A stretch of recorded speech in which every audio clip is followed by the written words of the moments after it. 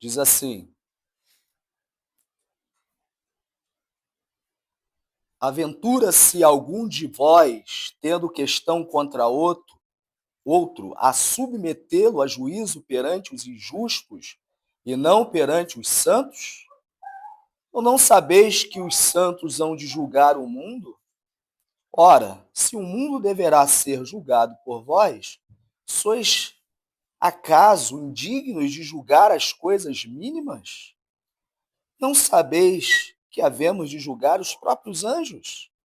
Quanto mais as coisas desta vida. Entretanto, vós que tendes a julgar negócios terrenos, constituís um tribunal daqueles que não têm nenhuma aceitação na igreja. Para a vergonha vou-lo digo, não há, porventura, nem ao menos um sábio entre vós que possa julgar no meio da irmandade? Mas irá um irmão a juízo contra o outro? E isto perante incrédulos.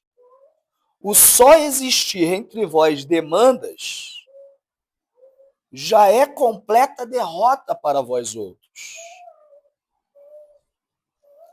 Porque não sofreis antes a injustiça. Porque não sofreis antes o dano, mas vós mesmos fazeis a injustiça e fazeis o dano. E isto aos próprios irmãos. Não sabeis que os injustos não herdarão o reino de Deus? Não vos enganeis, nem impuros, nem idólatras, nem adúlteros, nem efeminados, nem sodomitas, nem ladrões, nem avarentos, nem bêbados, nem maldizentes, nem roubadores herdarão o reino de Deus. Tais fostes alguns de vós. Mas vós vos lavastes, mas fostes santificados, mas fostes justificados em o nome do Senhor Jesus Cristo e no Espírito do nosso Deus. Bem, meus irmãos, vamos orar e pedir ao Senhor que nos capacite nesse momento. Irmã Marli Pinheiro, uma oração, minha irmã, pedindo ao Senhor que nos abençoe.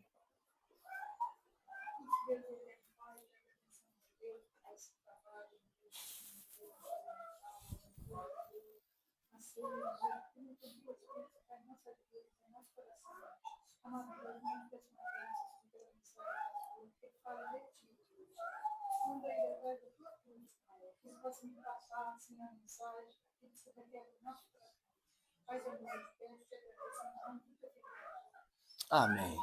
Obrigado, minha irmã.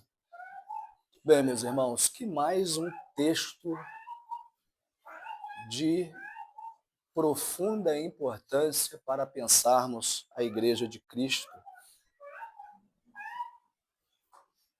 Pesa-nos sobre os ombros, sobre a nossa consciência cristã, diante da responsabilidade que a Igreja tem diante do Senhor,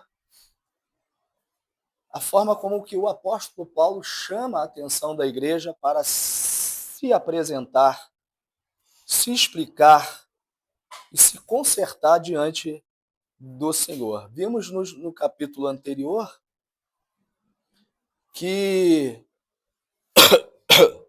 depois dele tratar da imoralidade e da necessidade de disciplina na igreja, por causa de pecados gravíssimos, nós vimos isso na exposição do capítulo 5, onde um homem possuía a própria mulher do seu pai, Paulo dizendo que nem entre os gentios tais absurdos ocorriam. E que a igreja estava sendo tolerante, conivente com tal situação.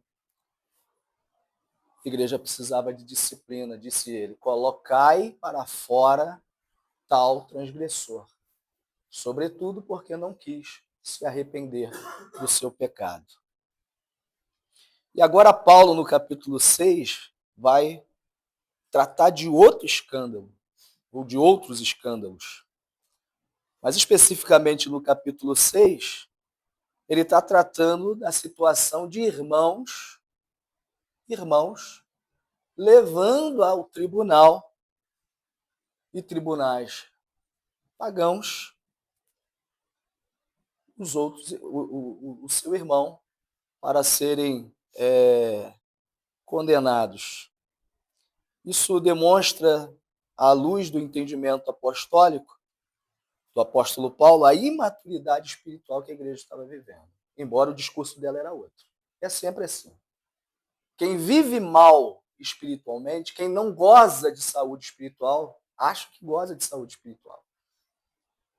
Quem não tem uma vida coerente com a palavra de Deus, com os princípios da lei do Senhor, com a palavra de Deus, geralmente julga estar com a sua aceitação em dia diante de Deus. Ouvíamos aqui uma exposição na Escola Bíblica Dominical, através do nosso diácono Ageu e os demais irmãos, em que os fariseus pensavam assim. Eles achavam que eles eram o supra-sumo da espiritualidade entre o povo. Aliás, por motivo de semântica, a palavra fariseu não é algo que gostaríamos de ser chamados, porque passou a ser sinônimo de hipocrisia. Porque apresentavam uma coisa, mas na prática viviam outro totalmente diferente daquilo que eles alegavam viver. Mas a palavra fariseu, a princípio, etimologicamente falando, quer dizer separado, santificado. E é comum, é quase que regra, quem vive mal espiritualmente julgar estar intacto diante de Deus com a sua espiritualidade nas alturas. E aí, meus irmãos, o detalhe aqui do texto mostra a falta de amor fraternal,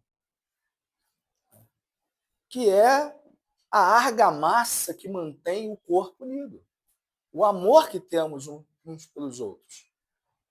Quer ver só um exemplo rápido aqui, só para você pensar? Imagine você amputando o teu próprio dedinho, Lucas. Qual dos 10 dedos que você tem, dos 20, vou incluir aí os dedos dos pés, quais desses dedos menos te interessa? E se você amputá-lo, arrancá-lo do seu corpo, não te fará falta.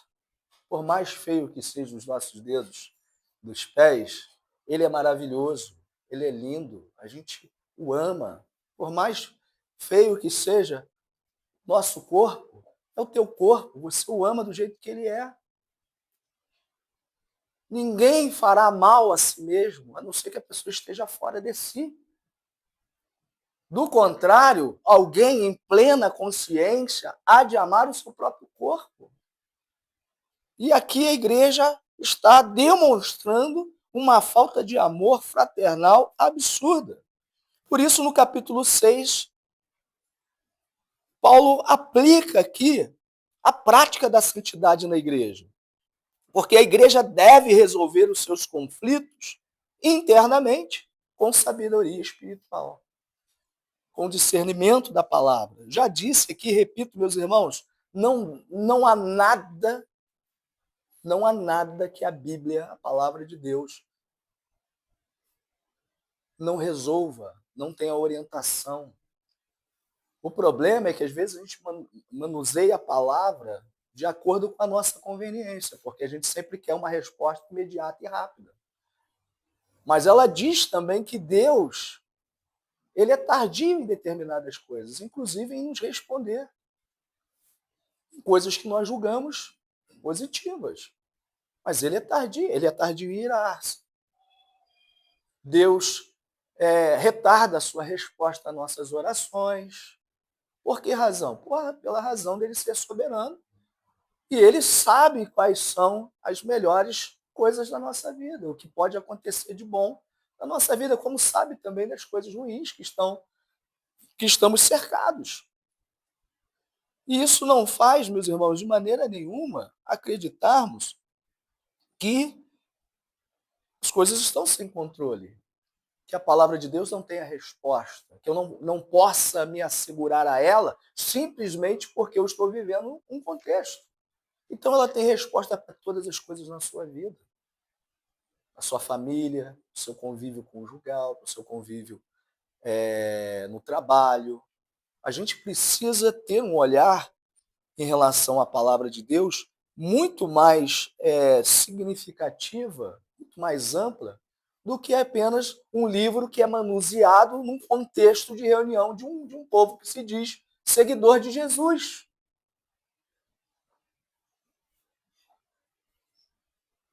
E aí ele mostra, com isso, meus irmãos, que o litígio, a disputa, era mais do que uma questão jurídica, uma questão teológica.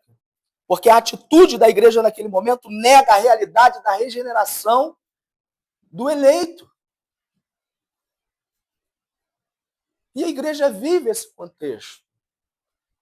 E ela precisa zelar por isso, embora saibamos, teologicamente, que nem todo mundo que está na igreja é salvo. Tudo bem. Mas a gente não parte desse princípio de fazer as coisas acontecerem dentro nivelando isso por baixo. A gente sempre nivela por cima.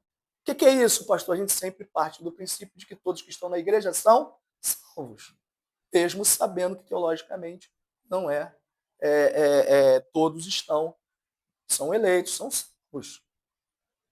Ah, e aí, pastor, qual é a realidade que a gente vive? Então, a gente convive com a realidade dos frutos da fé. Por isso que em momentos a gente precisa agir, exercer a disciplina, precisa colocar as coisas novamente no eixo. Por isso que a gente não pode nivelar por baixo. A comunhão dos santos exige pureza e reconciliação espiritual. Pois a justiça de Deus deve governar as nossas relações, meus irmãos. Deve governar as nossas relações. Interessante que, acho que foi o diácono Ageu conversando assim, falando sobre a questão da ceia e tal. Em alguns contextos, por exemplo, na ministração da ceia, era conscientizada a igreja de que se tinha alguma coisa contra alguém, por mais simples que fosse, era o momento de procurar aquele irmão, aquela pessoa. Às vezes, até sem palavras, só de chegar perto daquele irmão, no momento em que você faz uma colocação dessa, já diz para ele que ele está em situação de necessidade de conserto. Só de você chegar perto da pessoa, dar um abraço na pessoa, você já está dizendo muita coisa. Porque no entendimento bíblico é inadmissível pensarmos comunhão do corpo e, ao mesmo tempo, essas coisas estarem aflorando. Então, se eu tenho alguma coisa contra os irmãos, se eu tenho algum litígio, alguma demanda contra alguém, não posso pensar só no âmbito jurídico, no âmbito do meu prejuízo. A gente precisa ter uma compreensão teológica, porque o contrário nega a realidade da regeneração, de que nascemos de novo. Isso atesta contra a fé que nós pregamos e dizemos que foi gerada em nosso coração. Portanto, meus irmãos, o litígio, a demanda, a briga dentro da igreja, eu vou usar aqui algumas palavras para ficar bem claro, né? A confusão que existe, às vezes, nas igrejas, os litígios dentro da igreja, dizia um pastor, são feridas abertas no corpo de Cristo. E os irmãos sabem que feridas abertas podem trazer várias consequências. Podem trazer várias complicações e problemas, além de exalar mau cheiro. Falávamos aqui em outra ocasião de que feridas abertas precisam ser limpas. O processo de asepsia nunca é um processo fácil, é um processo doloroso, mas necessário. Porque, do contrário, meus irmãos, isso testemunha contra o próprio corpo, a natureza do corpo de Cristo. Eles revelam aqui que por trás, às vezes, de palavras piedosas, o coração está cheio de maldade. As palavras dizem uma coisa no nosso convívio, muitas vezes, meu amado irmão, minha amada irmã, meu querido pastor, meu isso, meu aquilo, minha linda esposa, meu lindo esposo. Quando, na verdade, meus irmãos, dentro do nosso coração, imagina os olhos de Deus ao ver o coração de cada um de nós. Através de palavras lindas, piedosas, aprendidas facilmente, porque o meio acaba contribuindo para que a gente aprenda alguns pronomes de tratamento, algumas palavras bonitas para tratar, mas ainda o coração é carnal, buscando os seus próprios direitos e não a glória de Deus. E Paulo aqui então confronta mais uma vez a igreja, porque, de certa forma, o mundo observa. Goste você disso ou não, aceite você isso de bom grado ou não, o mundo observa. A igreja está exposta. E uma igreja dividida é uma negação pública do evangelho e do seu efeito na nossa vida. Como prega um evangelho que pode reconciliar o outro com Deus, mas ele não me reconcilia com o meu próprio irmão? Razão porque o apóstolo João vai dizer, eu não posso ter um discurso afinado dizendo que eu estou maravilhosamente bem com Deus, quando na verdade eu vivo porcamente com os irmãos e com o outro. É um discurso, meus irmãos, que não convence ninguém. Por isso, o tema da nossa reflexão, a demanda, o litígio entre os irmãos, o fracasso do testemunho cristão. E Paulo aqui, então, demonstra 3 erros morais que a igreja de Corinto precisava corrigir. E ele mostra como que a virtude da vida cristã deve se substituir esses erros. É isso que o evangelho faz. Ele arranca, e arrancar às vezes dói, e a gente sempre costuma dizer que a palavra de Deus ela corta na carne, né? E sobretudo de quem prega, de quem ensina, né? Tem que ser o primeiro a dar o exemplo. Não é perfeito, né? Nunca cobre perfeição de ninguém, de quem prega, de quem pastoreia, de quem é presbítero, que não existe perfeição.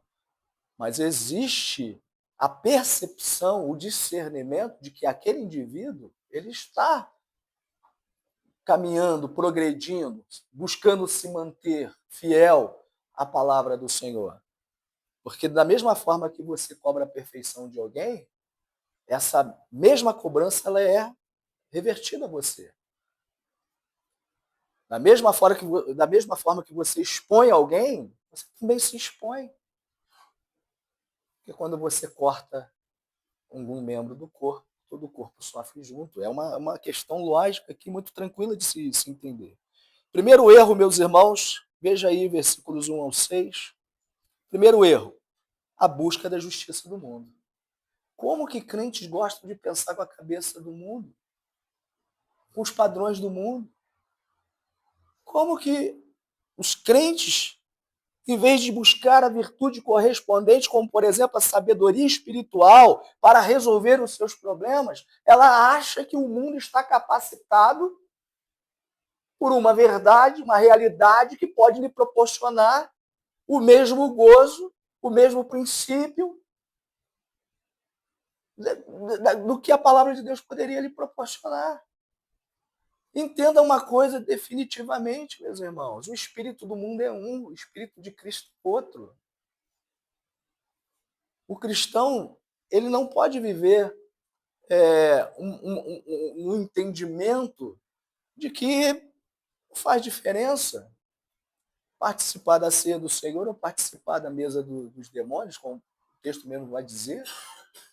Participar das verdades do mundo como se elas fossem, como se elas perpassassem as nossas. São contextos totalmente distintos, meus irmãos.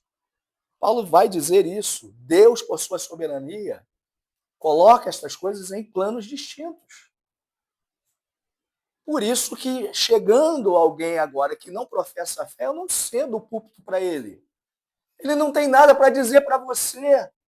Ele pode dizer alguma coisa, sei lá, aprofundado no seu campo de estudo, da ciência, da matemática, disso ou daquilo, mas se ele não for uma pessoa convertida, alguém que realmente tenha visível a fé, o fruto da fé na vida dele, ele não vai te contribuir com nada.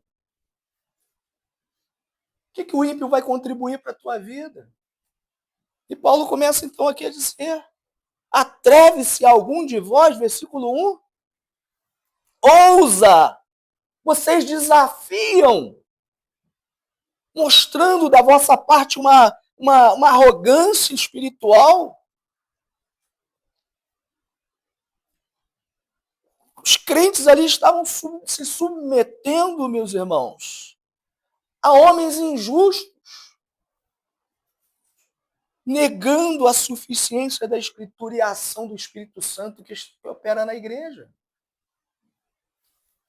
Fazemos isso com muita frequência. Fazemos isso com muita... Em vez de resolver as coisas, nós buscamos outros caminhos, outras realidades, fora daquele contexto que deveria ser resolvido. Verso 2 e 3, dá uma olhadinha aí.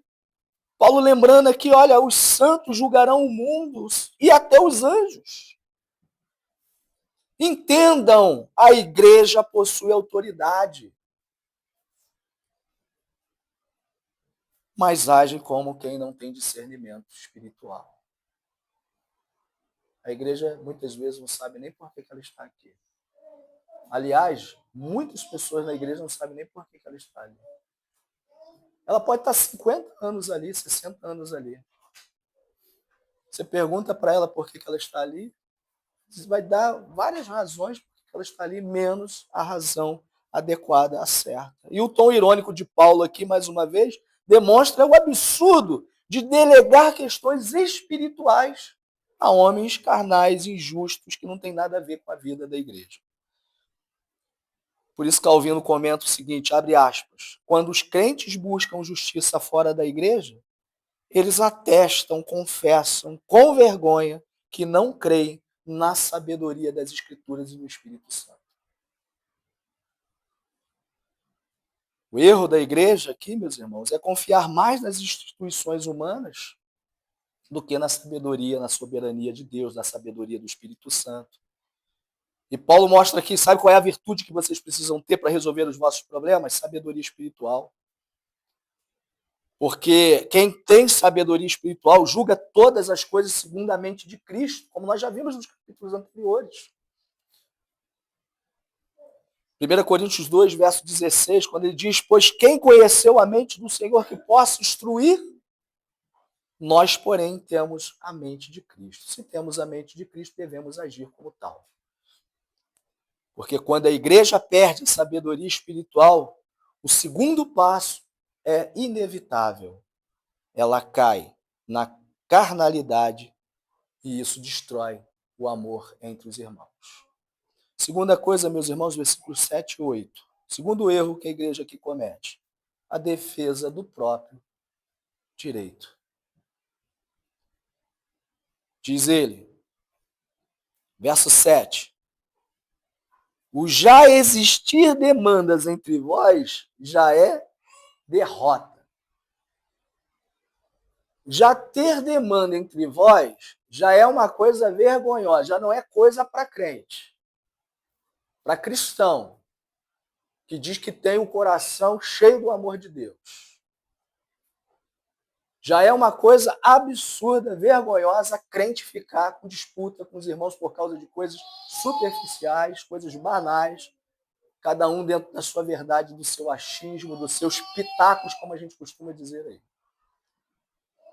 Já é algo difícil de aceitar. Já é uma derrota. Agora, é um fracasso moral saber que, além de já ter disputa entre vós, esses irmãos pegam esses irmãos e levam a tribunais humanos. Sabe o que Paulo está dizendo aqui? Mesmo que vocês avancem, ganhem a disputa no tribunal humano, vocês já perderam espiritualmente diante de Deus. Vocês querem o galardão do mundo? Vocês querem o reconhecimento do mundo? Vocês querem estar por cima? Você quer zelar pelo teu nome, pelo teu. Quer correr atrás do teu prejuízo? Então corra.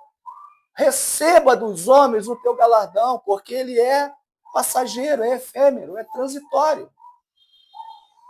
Quem assim vive e almeja, espiritualmente já se perdeu, pois o amor foi ferido, o nome de Cristo envergonhado, a igreja exposta. É assim que vocês querem tratar as coisas? Então tratem. Mas saibam de uma coisa, os problemas que vocês estão levando para fora são problemas que vocês mesmos geram dentro da igreja, por vossa incapacidade de discernimento. Vocês mesmos fazem as injustiças e defraudam. Mesmo que o juiz lá ímpio disse, você está certo, você está certo. Vai ter os teus direitos ressarcidos. E o termo que Paulo usa aqui, o verbo que Paulo usa aqui é realmente roubar, privar. Indicando aqui o egoísmo presente, substituindo a caridade do amor de Deus na nossa vida. Como que o nosso ego é cruel, meus irmãos. Como que a gente ama, somos narcisistas. Como que nós nos amamos. Como que nós nos endeusamos. Ninguém pode nos contrariar. Não podemos ser afrontados, não podemos, porque isso mexe com o meu brilho, mexe com o meu ego. E eu preciso ter o meu perfil intacto. E Paulo está mostrando aqui que não. A vitória, meus irmãos, é uma causa que pode ser entendida aqui como uma derrota do Evangelho.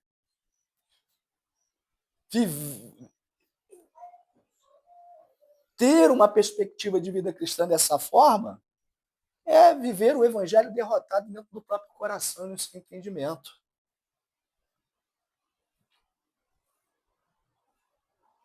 A cruz ensina o crente, meus irmãos, a preferir o dano a desonrar o seu Senhor. É isso que nos ensina o Evangelho. O erro é defender o próprio direito com sabedoria mundana. A virtude contrária à soberba aqui é humildade. Porque quem aceita a perda por amor do irmão, do nome de Deus, o faz para a glória de Deus. Por isso o apóstolo Paulo não termina na repreensão, né? Pelo contrário, ele lembra a igreja quem ela é em Cristo. Quando estivermos diante de situações assim, meus irmãos, pergunte, quem é a igreja diante de Cristo? Quem sou eu diante de Cristo? A gente precisa entender onde nós estamos nessa situação. Pois a nossa identidade espiritual deve governar a nossa conduta moral. Quando eu perco a referência da onde eu me encontro diante de Deus, da onde a igreja se encontra. Aliás, quando eu começo a marretar a igreja, por exemplo, você acha que você está contribuindo para quem? Né? Quando eu começo a falar mal da igreja, eu estou contribuindo para quem, meus irmãos?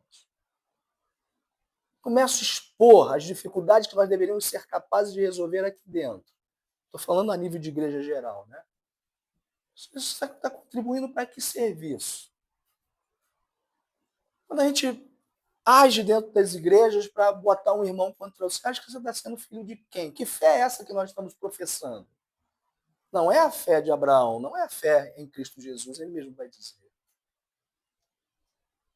Aquele que vive a falência espiritual, ele vai morrer jurando de pé junto que ele está no mais alto grau de intimidade com Deus. Ele vai dizer isso, ele vai professar isso. Eu estou bem com Deus, sigam-me, porque eu estou bem com Deus. Mas é um cego querendo guiar. E Jesus disse, vai cair ambos na cova do leão, vai se arrebentar os dois. Quem segue um cego não terá condução da sua própria vida. E nos fazemos filhos de quem? Quem que leva a glória nisso tudo, meus irmãos? Quando nós não temos capacidade de administrar os nossos próprios impasses, nós só damos glória para o diabo e nos fazemos filhos do diabo. Porque a palavra diabolos no grego é quem coloca divisão na igreja, contenda de irmão contra irmão. Isso que Paulo está dizendo. Quando a igreja vive santamente, ela deixa de ser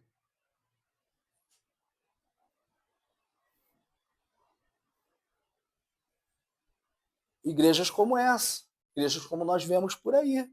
Terceiro erro, meus irmãos, esquecer a identidade da regeneração. Versículos 9 ao 11.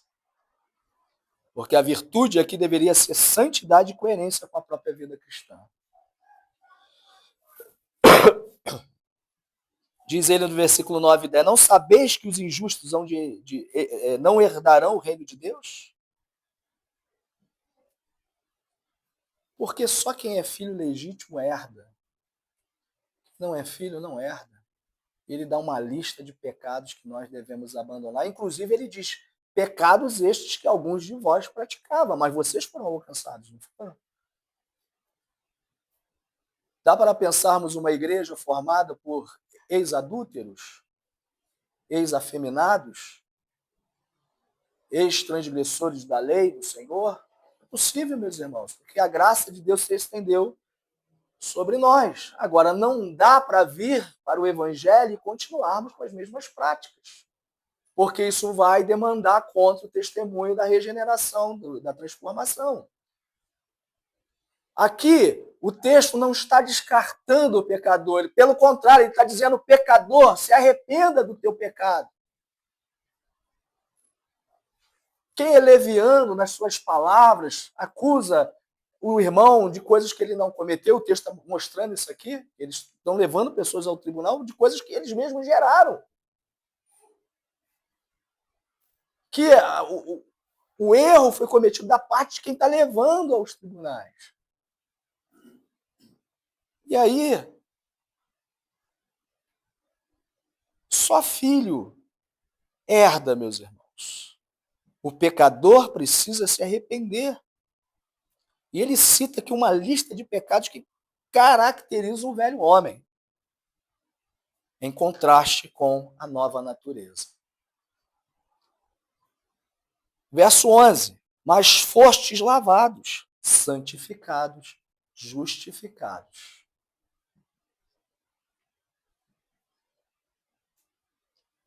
Interessante que esses três verbos, ele dá aqui um resumo, né, da soteriologia, principalmente daquela teologia que nós chamamos reformada, né? Lavados pelo quê? Pelo sangue do Cordeiro, pela redenção do Filho. Santificados pelo Espírito Santo, por isso que precisamos ter uma vida santa. Justificados pelo Pai, por aquilo que ele declara a respeito dos seus eleitos. Por isso que Calvino diz que o cristão que busca vingança renega o batismo que o lavou. Porque a santidade é a evidência de que a justiça de Deus foi imputada, produzindo frutos visíveis e incontestes. O erro aqui, meus irmãos, é esquecer a nova identidade. A virtude é santidade prática e não discurso teórico. Aqui é coerência de vida conforme a graça recebida, conforme o evangelho que nos alcançou. Quando a igreja vive santamente, ela deixa de ser um tribunal humano e se torna um reflexo da graça de Deus, do reino de Deus na terra. Sabia que isso aqui pode se tornar um paraíso, meus irmãos? Mas em vez de vivermos um paraíso na terra, nós vivemos um inferno na terra. Porque as nossas ações, elas não glorificam a Deus. A gente dificilmente tem liberdade como Jesus orou, né? Pai, glorifiquei-te na terra. Quantos crentes não podem dizer isso? Quantas pessoas que frequentam a igreja não podem chegar em casa e dizer, Pai, glorifiquei o teu nome hoje? Será que ao retornarmos para a nossa casa nós temos essa liberdade de fechar o nosso quarto? Não precisa nem estar diante de ninguém, não. Você tem liberdade, eu tenho liberdade, nós temos liberdade de chegar dentro de casa hoje, fechar a minha porta e falar assim, Pai, te glorifiquei-te hoje. Sem termos contribuído para a vergonha do Evangelho? Paulo revela, meus irmãos, que o problema aqui não é jurídico, mas é espiritual. E a igreja que busca justiça fora de Cristo demonstra que perdeu a sua sabedoria, a sua humildade e a sua santidade. O Evangelho restaura tudo, como eu disse, a palavra tem poder, restaura tudo. Ela faz do coração carnal um coração sábio. Ela transforma o orgulho num coração que serve com prazer e alegria. Ela transforma o ato litigioso em um ato santo, para a glória de Deus. Deixando claro que a cruz de Cristo não só salva, mas ela reconcilia e nos ensina a perdoar a nossa vida dentro da igreja. Por isso, aplique o seguinte, meus irmãos. Busque sabedoria espiritual em vez de justiça humana. Porque a igreja é chamada a resolver os seus conflitos internamente, não segundo o mundo. Segundo, exerça humildade diante das ofensas. Melhor sofrer o dano, diz o texto, do que causar escândalo ao Evangelho. Como Jesus disse, né? Se alguém te ferir no rosto, é fácil? Não, estou dizendo aqui, estou pegando que é fácil. Não. Mas essa precisa ser a busca de conduta de vida cristã de cada um de nós. Melhor sofrer o dano do que causar escândalo ao Evangelho. Aliás, quem disse isso foi Calvino. Terceiro, vivamos de acordo com sua identidade regenerada, como salvos, eleitos.